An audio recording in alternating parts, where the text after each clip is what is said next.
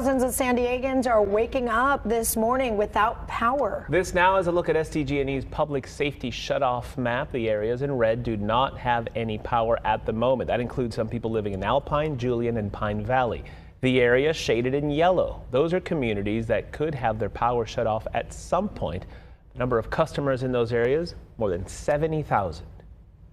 And for a third day in a row, students in both the Mountain Empire Unified School District and the Warner Unified District will not have class. We're going to keep you updated if any more closures are announced this morning.